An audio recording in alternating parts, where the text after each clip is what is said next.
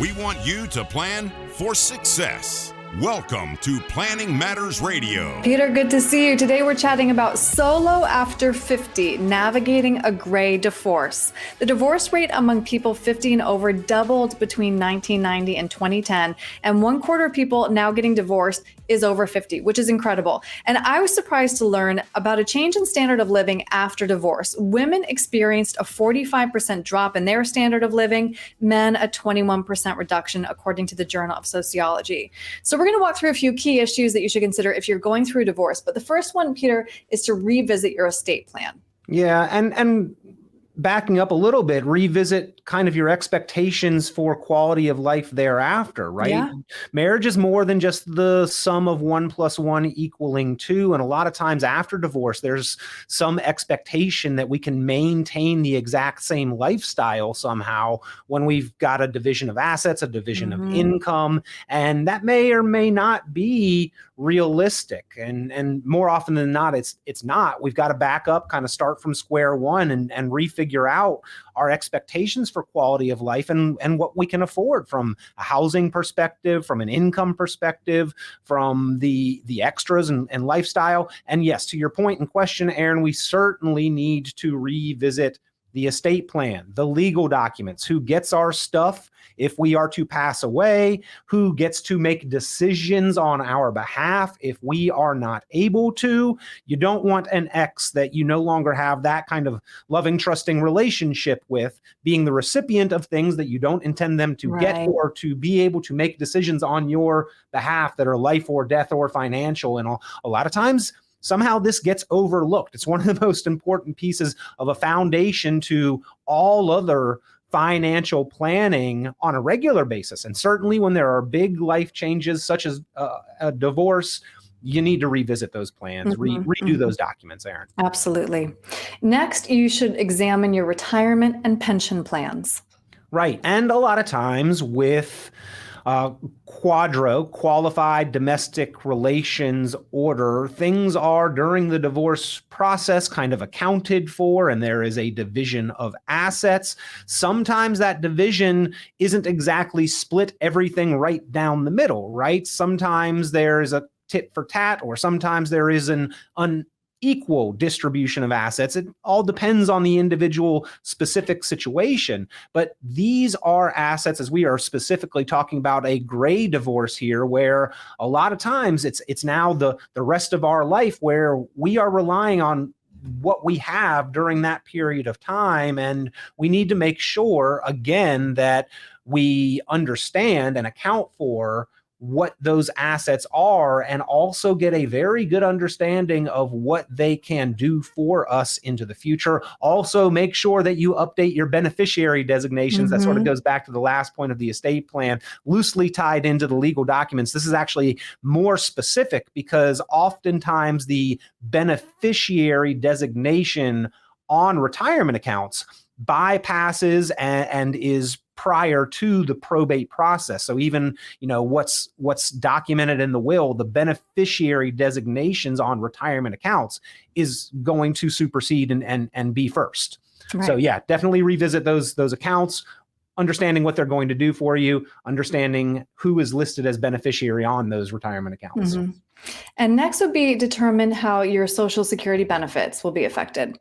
Yeah, and as an individual, oftentimes they are not. Now, there's some extenuating circumstances. Were you married 10 years? Did you end up getting remarried at any point in time? But Social Security is designed as an old age and anti-poverty and disability insurance program. It literally is a government-sponsored, mandated insurance against those potentials. And the government actually in this one kind of had some foresight in understanding that this may be an event at some point in time. And as you stated, Erin, unfortunately, much more common an event today than it was 20, 30 years ago. And I would bet since 2010 that rate has increased even further, especially with COVID, unfortunately. But Social Security, if you had a stay-at-home spouse, a homemaker who raised the children,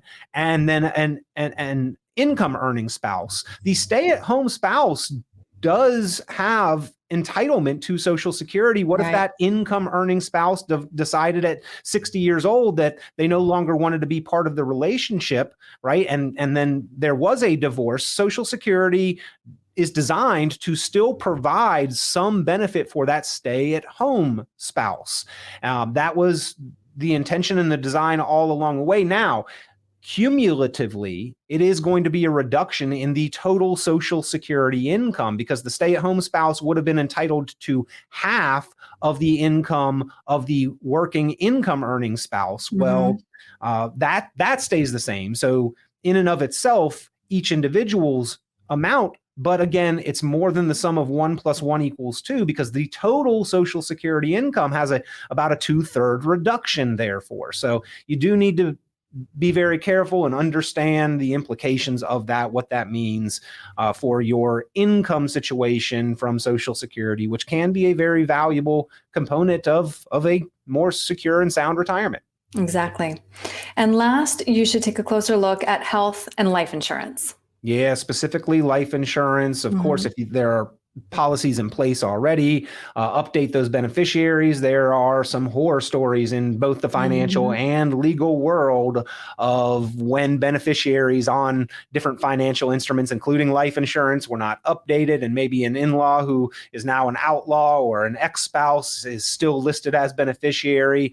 But also in the terms of the divorce decree and the quadro, the qualified domestic relations order, a lot of times there is some ongoing financial responsibility and liability from one spouse to the other for alimony or ongoing payments and compensation of some sort, right? Well, what if that one spouse who is to provide that passes away? What if there is a pension that is to be split, but that pension is set up for single life only? And then if that spouse passes away, the ex-spouse who was reliant on that income or those ongoing payments is out of luck. So a lot of times, in order to prevent that from happening, there is some amount of life insurance that's actually mandated as part of the divorce right within the divorce decree or the quadro that is to be put in place and maintained. And a lot of times the